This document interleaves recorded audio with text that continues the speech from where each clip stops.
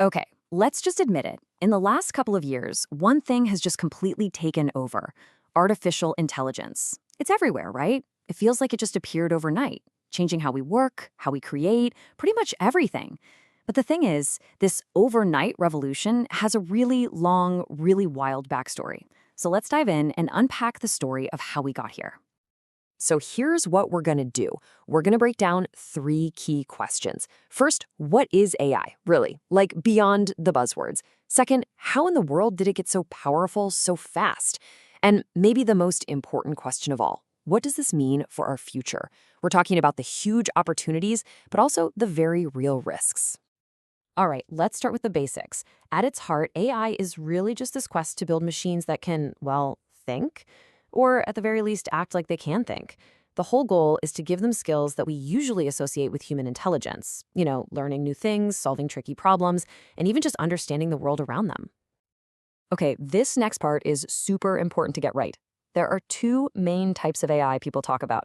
Everything we have today, and I mean everything, from the AI that recommends movies to you to the one that helps fly a plane, is what we call narrow AI.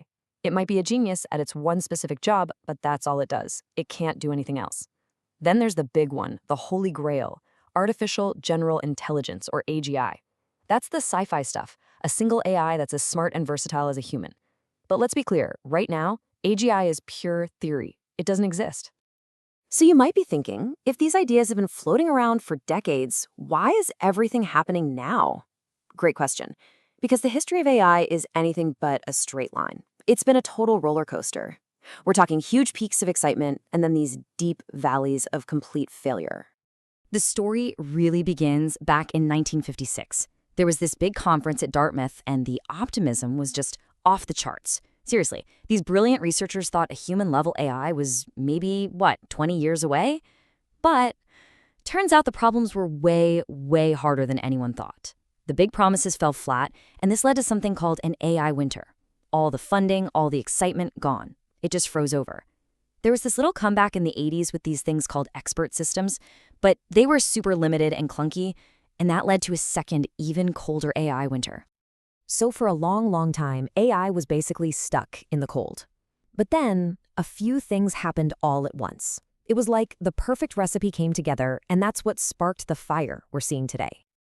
And that brings us to this key moment, right around 2012. This was the year everything changed.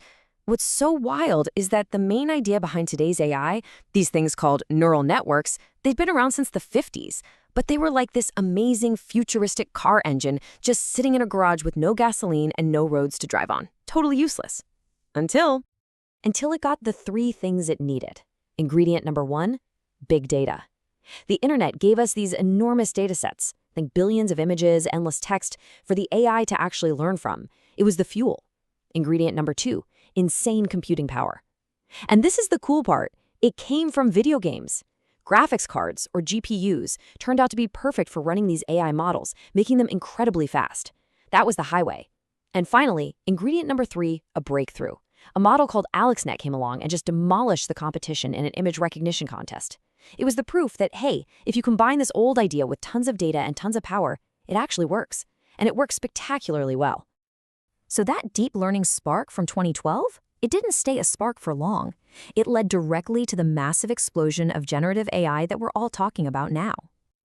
And then, in 2017, came the final, crucial piece of the puzzle.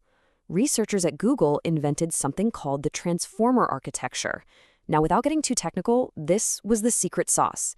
It's what allowed AI models to understand context, to see how words in a long sentence or even a whole paragraph relate to each other. Suddenly, AI could follow a conversation, remember what you said 5 minutes ago, and write stuff that actually made sense. This was the engine that made tools like ChatGPT possible. And when this stuff finally hit the public, wow, the reaction was just unbelievable. Look at this number, 100 million users. ChatGPT got there in just 2 months. To give you some perspective, Instagram, one of the fastest growing apps ever, took 2.5 years to hit that mark.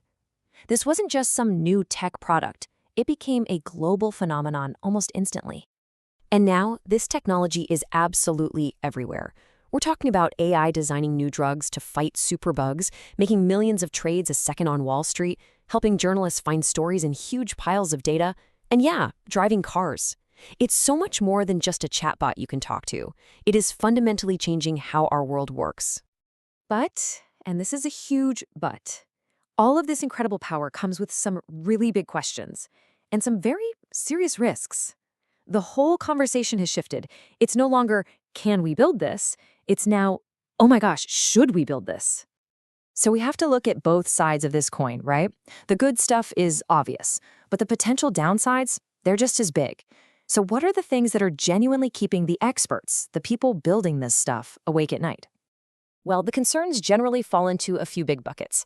You've got things like bias baked right into the algorithms and the huge potential for creating convincing fake news. Then there are the real-world costs, like the impact on our planet and our jobs.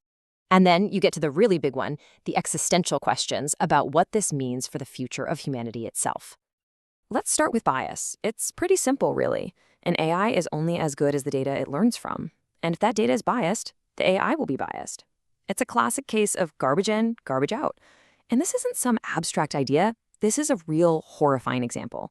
Google Photos, a few years back, labeled a photo of two black people as gorillas. Why? Because the data it was trained on was overwhelmingly white, and it literally didn't know better.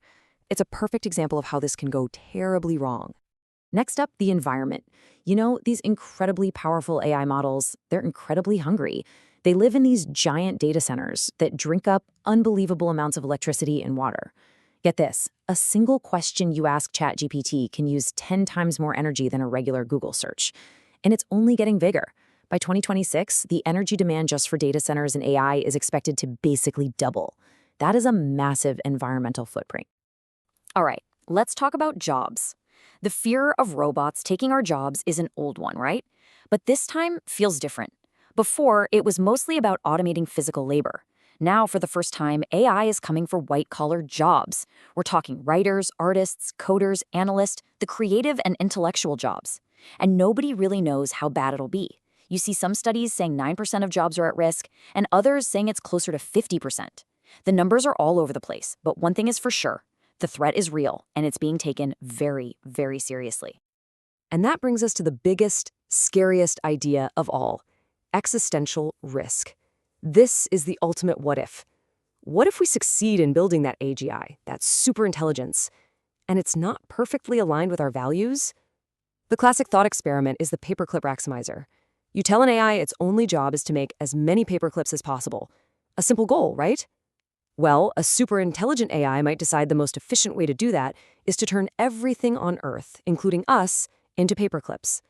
It's not evil, it's not trying to hurt us, it's just following its programming with a terrifying alien logic that we can't control. So, where do we go from here? We're standing at a massive fork in the road. And what's kind of terrifying is that even the people who invented all this stuff, they can't agree on which path we should take. I mean, look at this. On one hand, you've got Geoffrey Hinton, literally one of the godfathers of AI. He actually quit his job at Google so he could speak freely about the dangers he believes he unleashed on the world. And then on the other hand, you have his colleague, another pioneer named Jan LeCun, who basically says all that doom and gloom talk is nonsense and that we can totally keep this stuff under control.